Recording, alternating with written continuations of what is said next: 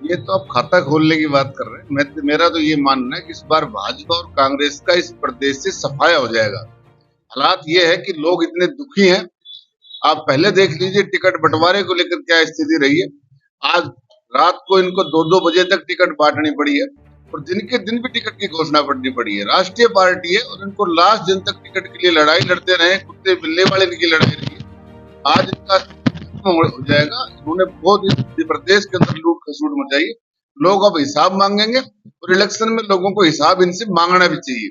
पिछले 10 साल का हिसाब जो है वो इस भारतीय जनता पार्टी ने देना है और उससे पहले के 10 साल का हिसाब उस कांग्रेस ने देना है। 20 साल से प्रदेश कितना पिछड़ चुका है, ये कोई आपसे छुपी हुई चीजें नहीं है। इस बार इस हरियाणा के अंदर इंडियन नेशनल लोकदल और बहुजन समाज पार्टी की जो सरकार है वो हर हालत में बनेगी और बड़े बहुमत के साथ बनेगी। सर लेकिन लोग तो बोल रहे हैं गठबंधन सिर्फ कांग्रेस को नुकसान पहुंचाएगा। जेजेपी और इन्हें लोग वोट कटवा पार्टी का नाम दे रहे हैं।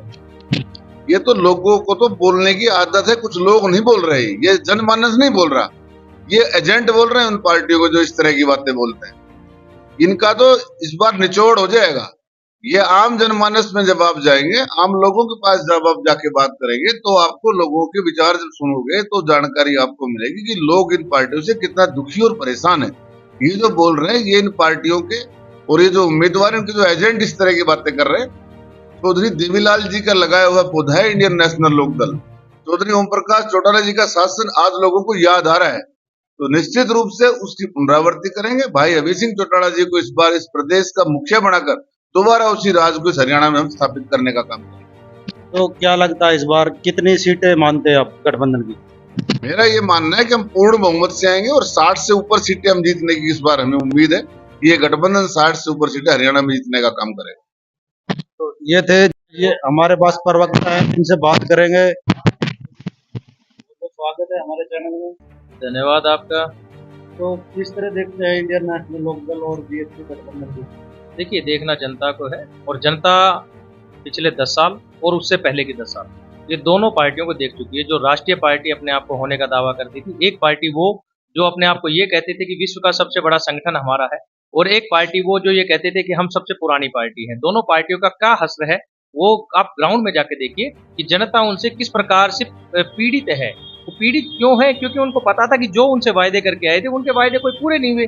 जनता आक्रोशित इसी वजह से तो है। आपने देखा होगा कि किस प्रकार से ये बार बार ये कह रहे थे कि हम तो लिस्ट लेके बैठे हैं, एक बार चुनाव आयोग है वो इलेक्शन डिक्लेयर कर दे, हम अपनी लिस्ट फाइनल कर देंगे। किस प्रकार से उन्होंने अपने कैंडिडेट डिक्लेयर किए हैं, और जो बार बार ये कहते थे कि हमारे पास हमें अपने कार्यकर्ताओं पर पूरा भरोसा है। उसने देखा नहीं कि किस प्रकार से वो किसी किसी के पार्टी के कार्यकर्ताओं को तोड़कर लाके उन्होंने कैंडिडेट बनाए हैं। इसमें दो चीजें हैं, या तो उनको अपने कार्यकर्ताओं पर भरोसा नहीं है, या फिर वो इस प्रकार की जो टूट और फूट की जो राजनीति करने का काम करते हैं।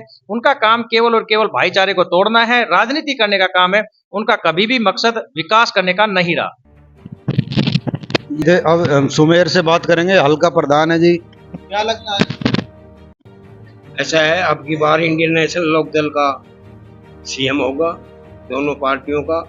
अभय सिंह सीएम बनेंगे और अब की बार जो है बावड़ से बहुत अच्छी तरह से हम जीत रहे हैं। क्या लगता है प्रदेश में कितनी सीटों पे खड़े हो आप? हम दोनों पार्टियां, बहुजन और इनेलो पार्टी 53 और 37 के ऊपर खड़ी है। ये इंडियन नेशनल लोकदल और बहुजन समाज पार्टी गठबंधन के सरकार बनने का दावा कर रहे हैं कार्यकर्ता हैं यहाँ, जिन्होंने अपने कार्यालय का उद्घाटन किया है। एक और अपने कार्यकर्ता है बीएसपी से करेंगे, पुराने कार्यकर्ता हैं समाज पार्टी से। क्या लगता है गोपाल जी? यहाँ बावल से इंडियन नेशनल लोकदल के माननीय संपत राम ढहीनवाल जी जीत रहे हैं, कांग्रेस बीजेपी को पीछे छोड़कर। क्या लग रहा है इस बार कितनी सीटें हरियाणा में गठबंधन की आने वाली है? 60+ सीट आई। बाद में तुम्हारा मुख्यमंत्री को लेकर झगड़ा होगा, मायावती कहेगी हमारा बनेगा। नहीं, बहन जी ने तो क्लियर कर दिया, अभय सिंह चौटाला जी मुख्यमंत्री घोषित कर रखे हैं हरियाणा के। 60+ सीट आ रही है। तो गांव में क्या क्या समस्याएं हैं, क्या लोगों से क्या रुझान मिल रहे हैं, क्या क्या मुद्दे हैं? रुझान यह है जी, दोनों सरकारों से लोग परेशान हैं। बीजेपी ने झूठे वादे किए थे, एक भी पूरा नहीं किया। कांग्रेस का 10 साल पहले का देखा, हुड्डा साहब ने इतना भ्रष्टाचार करा, बोल खुलने लग रही है हुड्डा साहब की। शायद इनको भी मतलब चुनाव तक जेल में डाल दे।